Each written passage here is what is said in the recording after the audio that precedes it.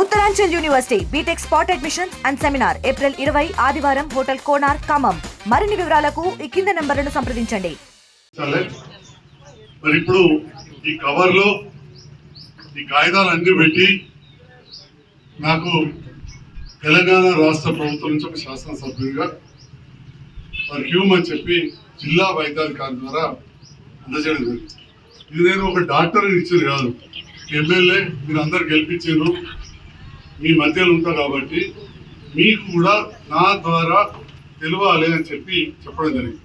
నేను డాక్టర్ కాబట్టి కొంత ఎక్కువ చెప్తున్నా కావచ్చు, డాక్టర్ తప్ప చెప్తున్నాను. నేను ఇంతకుముందు మీకు చెప్పిన ఈ దవాఖాన అనేది రోగం వచ్చిన వాళ్ళకు కక్కడు బయలుల కోసమో ఇంకా దేనికోసం ఒకటే కాదు, మనము బీమార్లు రాకుండా కూడా చూసుకోవాలి.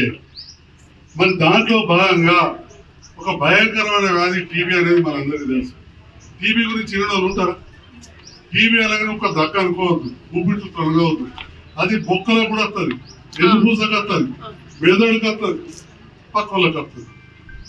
మరి ఆ విషయంలో అవగాహన కల్పించాలి. పూలది వచ్చుడంటే ఏదో దురదృష్టం ఎక్కువ తప్పితే గాలి ద్వారా ఎక్కువ వస్తుంది, తెలియదు నీకుంటుందో నాకు తెలియదు. చాలా మంది డాక్టర్లు కట్టుకుంటారు ఓసారి, అందుకే మేము డాక్టర్లు ముందు కట్టుకుంటుంటాం ఓసారి, విన్నారా? మరి మీరు ఆలోచన చేయాలి. దీంట్లో అన్నిటికంటే ముఖ్యమైనదంటే టీబీ రాగానే భయపడాలి. అది ఎక్కడో కొద్దిగా దూరం ఉంటుంది కాదు, కొద్దిగా మన జాగ్రత్త ఉంటూ మంచిగా డాక్టర్ చూపించి దానికి తగినట్టు 9 నెలల మందులు సరిగా వాడకపోతే రెసిస్టెంట్ ట్యూబర్క్యులోసిస్ అంటే చాలా కష్టం. అంటే అది ఇక తగ్గది, ఏ మందులు ఇచ్చినా తగ్గదు. అటువంటి వాళ్ళు మళ్ళీ ఎక్కువ మంది కట్టిస్తారు, వాళ్ళు ఇబ్బంది పడతారు, పక్క వాళ్ళకి వస్తారు. ఇప్పుడు టీబీ వచ్చినప్పుడు సరిగ్గా మందులు వాడతారు. దాంతో పాటుగా సరి అయిన ఆహారం తినాలి. అది లోపల పురుగులకినే తొలిసెత్తుంది. అప్పుడు మనకి వల్ల కంట గట్టికి కావాలంటే కొంచెం రోజు 2 కోళ్ళు కొట్టు, ఇంత పాలు, పప్పు, మంచి ఆహారం తింటే మంచిది. మందులు వాడాలి. దాంతోపాటు మందులతో అప్పుడప్పుడు కొన్నిసార్లు కళ్ళు చూపు తగ్గుతుంది, ఇంకా కొన్ని వేరే వస్తాయి. అట్లా అయినప్పుడు కూడా వెంటనే ఇక్కడ ఉన్న డాక్టర్లకు వచ్చి చెప్పాలి. చెబితే వాళ్ళు మళ్ళీ సంబంధిత కంటి డాక్టరా ఇంకా వేరే వేరే వస్తుంటాయి, మందులు వాడేనట్టు వాటికి చూపిస్తారు. ఈ టీబీ మందులు వాడటాలు 3 నెలలకు ఒకసారి కంటి పరీక్ష చేయించుకోవాలి. నా ప్రైవేట్ దవాఖానకి రమ్మంటే నేనే కూర్చుంటుంది కదా, సర్కారు దవాఖానలో కూడా ఉన్నారు, ఇంకెంతో మంది డాక్టర్లు. కాబట్టి తప్పకుండా అరే ఇది వాడగానే కళ్ళు పంపు అయినాయని చెప్పి మళ్ళీ మందు పెట్టదు, దానికే చూపించుకుంటే మళ్ళీ మందు మారుస్తారు. దీంట్లో రకరకాల గోళీలు ఉంటాయి. ఓ గోళీ కాకపోతే ఒక గోళీ మన డాక్టర్ గారు ఇస్తారు. ఇవన్నీ కూడా ఫ్రీగా ఇస్తారు, ఇవన్నీ కూడా ఫ్రీగా ఇస్తారు. దాంతో పాటు కొన్ని పైసలు కూడా ఇస్తారు. సపోర్ట్ నెలకు 500 రూపాయలు కూడా ఇస్తారు. ఇప్పుడు 1000 రూపాయలు, నెలకు 1000 రూపాయలు కూడా ఇస్తారు. ఈ విషయాలు తెలుసా మీ అందరికి? నిర్ధారణ కాగానే 500 ఇప్పుడు 1000 ఏజ్ పరిమితి లేదు కదా, ఏజ్ వాళ్ళకి బ్యాంక్ అకౌంట్లకే ఆ 9 నెలలు మందు తీసుకున్నారు. ఇవన్నీ కూడా ఏంటంటే రాజకీయ నాయకులు ఓట్లు వేయించుకొని ఇంట్లో కూర్చున్నారు కాదు, ఏదో ఒక్కటే కాదు, రోజు తిట్టుబడతా ఉంటాం, అలాంటిదే ఉంటాం, నేను చెప్తూనే ఉంటాం. మీ అందరి ఆశీర్వాదం ఉన్నది ఉంటే మరి ఇక మీరు మంచి మాటలు చెప్పినప్పుడు మీరు కూడా వినాలి. నాకు వచ్చిన కొబ్బరికాయ కొట్టినా, శాలువా కప్పించుకున్నాను, దండేసుకున్నా, నాతో మా చెల్లి వచ్చింది, మా కమిషనర్ అమ్మ వచ్చింది, మా జ్యోతి ఇక్కడ చెల్లె, మా పెద్దలు మాజీ మున్సిపల్ చైర్మన్ వచ్చింది కాదు.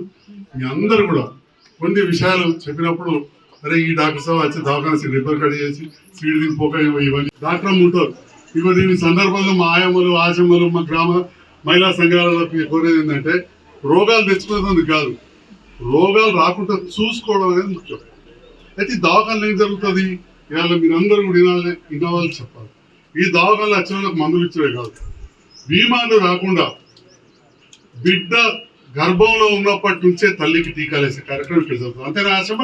ఇది జరుగుతుంది. రోగాలు రాకుండా బిడ్డ మంచిగా ఉండేటట్టు తల్లి మంచిగా ఉంటుంది, తల్లి కూడా మంచిగా ఉండాలి. చుట్టూ టీకాలు తోటి స్టార్ట్ అవుతుంది. అంటే పుట్టగానే బీమారు రావద్దు, తల్లి కూడా బీమారు పడిన పడద్దు, బాధిత రోగాలు వస్తుంది రావద్దు. రావద్దంటే ఏంటి, ముందుగానే బీపీ, షుగర్ ఆ పరీక్షలన్నీ ఇక్కడ చేస్తారు. దానివల్ల తల్లికి మనకు బిడ్డకు ఇద్దరు మంచిగా ఉంటుంది. ఆ తర్వాత బిడ్డ పుట్టిన తర్వాత సర్కారు దవాఖానకి వచ్చినాక మళ్ళీ టీకాల కార్యక్రమం మా ఆశమ్మలు చెప్తారు, సిస్టర్ అమ్మలు, డాక్టర్ అమ్మలు. తర్వాత ఎప్పుడైనా దగ్గు, సర్దో, జ్వరం, కడుపు నొప్పి చిన్న చిన్న ఏదైనా ఉంటే డాక్టర్ గారు మందులు ఇస్తారు. పెద్దదైతే దగ్గర పెద్ద దవాఖాన కట్టారు. ఏది ఏమున్నా కానీ మనము బీమార్లు రాకుండా చూసుకోవడం అనేది ముఖ్యం. దాంట్లో ఉదాహరణకు ఇయ్యాలి ఇప్పుడు వచ్చేటప్పుడు కూడా ఒక సంతకం పెట్టాం. పసిరికల బీమారి పెద్ద ఎత్తున వస్తుంది. అది పసిరికలు 2-3 తీర్లు ఉంటాయి. కొన్నేమో దురదృష్టవశాత్తు నీళ్ళతోటో వాటితో వీటితో వస్తాయి. కొన్నేమో అంటించుకుంటే ఎట్లా సూదుల ద్వారా ముడితే కాదు ఓలకు ఇచ్చిన సూది ఓలకు, ఓల రక్తం ఓలకు. కాబట్టి మనం కొద్దిగా చైతన్యపడాలి. అయితే అది కూడా కొద్దిగా అంటకుండా టీకాలు ఉంటాయి, ఇచ్చినప్పుడు వేయించుకోవాలి. ఇంకో బీమారి కాలిపోతుంది, అది కూడా అంటుకుంటుంది. ఎయిడ్స్ అది ముట్టుకుంటూ అంటుకోదు, కలిసి ఉంటే అంటుకోదు, కానీ అంటించుకుంటూనే అంటుకుంటుంది, వాళ్ళతో కలుపుతుంది. కాబట్టి ఎయిడ్స్ పట్ల కూడా అవగాహన పెంచుకోవాలి. అవన్నీ కూడా మా సిస్టర్ అమ్మలు మందులతో పాటుగా ఏదైతే ఎప్పుడైనా పాంప్లెట్లు వచ్చినప్పుడు దోమలు కుట్టకుండా మలేరియా ఎట్లా కాపాడుకోవాలి, దోమదారాలు వేసుకోవాలి, ఇవన్నీ చెప్పినప్పుడు మనం కూడా జాగ్రత్తలు తీసుకుంటే మంచిది. దోమ కుట్టగానే ఉంటుంది మలేరియా జ్వరం అనుకుంటుంది. మలేరియా జ్వరం అది మెదడు దాకా పోతుంది. ఇంటి దగ్గర శుభ్రంగా ఉండాలి. ఎక్కడైతే పరిశుభ్రత ఉంటుందో అక్కడ ఆరోగ్యం ఉంటుందమ్మా. ఏ ఊర్లో పరిశుభ్రత ఉంటే అక్కడ ఆరోగ్యం ఉంటుంది.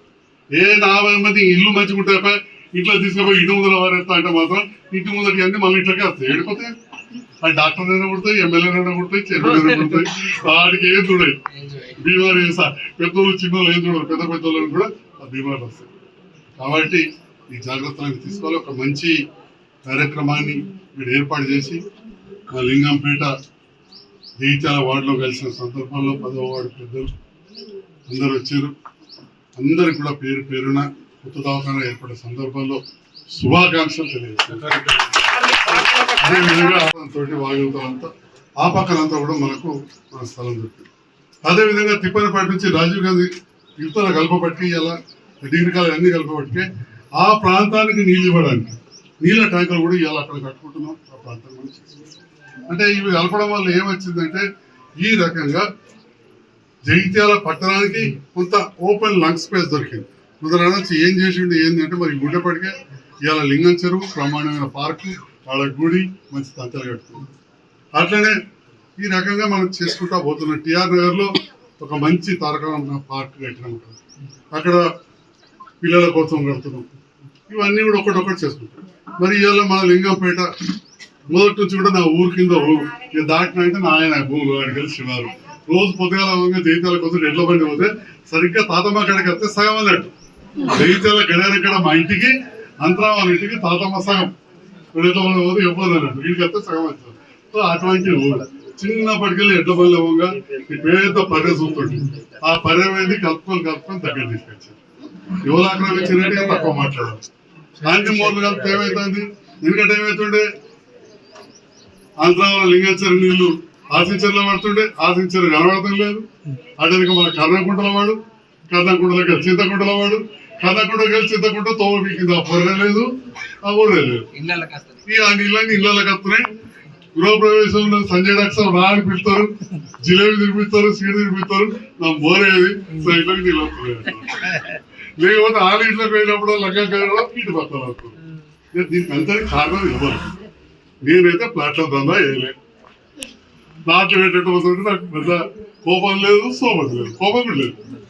కానీ ప్లాట్లు పెట్టేటోళ్ళు ఆ పెట్టినప్పుడు అనుమతి ఇచ్చే మా అధికారులకు ప్రజల పట్ల ఆలోచన ఉండాలి.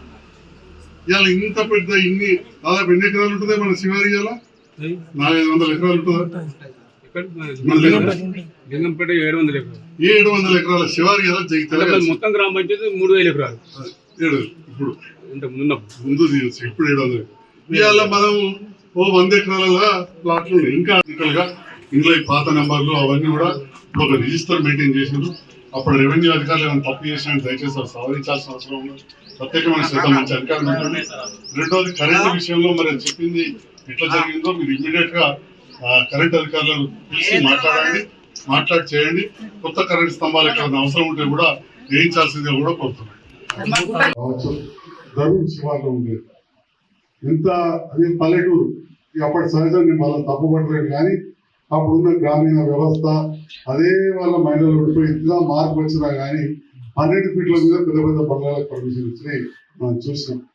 ఆ తర్వాత మన మున్సిపాలిటీలో వేయడం, తర్వాత ప్రతి చిన్నదానికి ఈ ప్రాబ్లమ్స్ వస్తూ ఉంటే మనం ఒక కరూరే కాదు లింగంపేట మొత్తం కలపడం. రోహిత్ మన సత్యం మోతలు ఉండే పూర్తి ఘోరమైన పరిస్థితులు ఉంటే గోవిందపల్లి తిప్పనపేట నుంచి శంకరపల్లి కావచ్చు, ఇట్లా మన టీఆర్ నగర్ ఇవన్నీ కూడా కలపడం జరిగింది. కలిపిన తర్వాత మనకు కొంత విశాలంగా పట్టణం ఏర్పడి కొంత ఖాళీ స్థలాలు వచ్చినాయి. కాబట్టి ఇంతకు చెప్పినట్టు జైత్యాల పట్టణానికి ఈ పార్కులు కానీ ఇవన్నీ కూడా చేయలేము.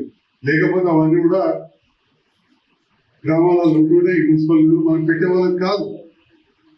సుఖత అనొచ్చు, అరే అప్పుడు చేసి ఇప్పుడు చేయడానికి దానికి ఒక ముందు చూపు. ఇవాళ నేను అడుగుతా ఉన్నా ఒకటే ఒక మాట, పనులు అందరూ కూడా మంజూరు చేస్తారు. ఇవాళ మెడికల్ కాలేజ్ వచ్చింది, 8 మెడికల్ కాలేజ్ ఫస్ట్ ఫేజ్ చేశారు, మీ అందరికి తెలవాలి. కానీ జాతీయ స్థాయిలో పర్మిషన్ వచ్చిన మొదటి మెడికల్ కాలేజ్ ఏంటంటే చేయించారు. డబుల్ బెడ్రూమ్లు అంతకుముందు ఇందులో మిగిలిన 4,000 మొదలు పెట్టిందో ఆగిపోయిందని చెప్పి నేను 4 ఏళ్ళు కవితమ్మ గారితో కలిసి ముఖ్యమంత్రి గారు కొత్త 2 సార్లు పోయినాం. కవితమ్మ గారు మంజూరు చేయించారు. కేటీఆర్ గారు వచ్చి మే 19, 2018 నాడు పునాది రాయేశారు. మళ్ళీ మే 20 వరకు కూడా మా కవితక్క గారే వెళ్ళిపోయి ఏడాది. అటెనక వేరే ఎంపీ గారు వచ్చారు. దురదృష్టవశాత్తు కవితక్క ఓడిపోయారు. నేను కూడా బాధపడ్డాం. అలా చెప్తాను, చాలా బాధ ఉంది. మరి ఓడిపోయారు. తర్వాత 6 నెలల వరకు నేను కొంత పూజపడేంత వరకు ఈ ఏడాది అర్థం అదే ప్రభుత్వం ఎక్కడన్నా ఒక 2 కోట్ల రూపాయలు, 200 పైన కోట్ల ప్రాజెక్టు ఒక 2 కోట్ల రూపాయల పైన కాంట్రాక్టర్ చేసిండని నేను అడుగుతున్నాను. పేదవాళ్ళ కోసం ఏర్పాటు చేసిన డబుల్ బెడ్రూమ్ ఒక 2 కోట్ల పని చేసి బిల్లు ఇస్తే చెప్పని చెప్పు.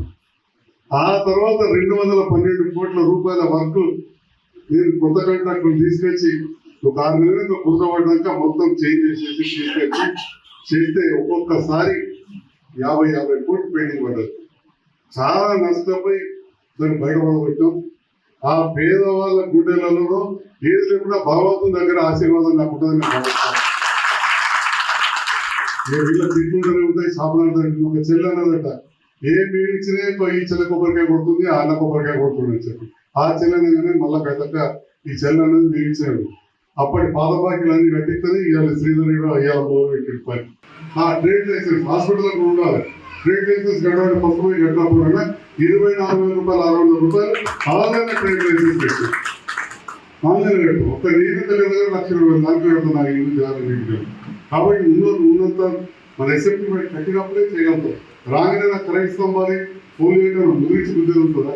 ప్రజల పైసలు ప్రజలకు మంచిగా చేరవేసేది నాయకుల పని, అధికారుల పని. ప్రజల డబ్బు సమకూర్చుకొని మళ్ళీ ప్రజలకు సరి అయిన విధానంలో అవినీతికి ఆస్కారం లేకుండా ఎక్కడైతే అవసరం ఉంటుందో అక్కడ ఉపయోగించడమే ప్రజాప్రతినిధులు మరి అధికారుల పని. అంతే తప్ప అధికారాన్ని అడ్డం పెట్టుకొని అహంకారంతో దురుసుగా ఉండడమో కాదు, లేదా అధికారులు కదా అని చెప్పి ఏసీ కుర్చీలలో లేకపోతే వాటి ఇట్లా వయస్సు ఇట్లా అని చెప్పో పని ఖర్చులను రేపాపో మా రాపో అని చెప్పి తిప్పడం సరైనది కాదు. కాబట్టి అధికారులు పనిచేయాలి, ప్రజాప్రతినిధులు పనిచేయాలి.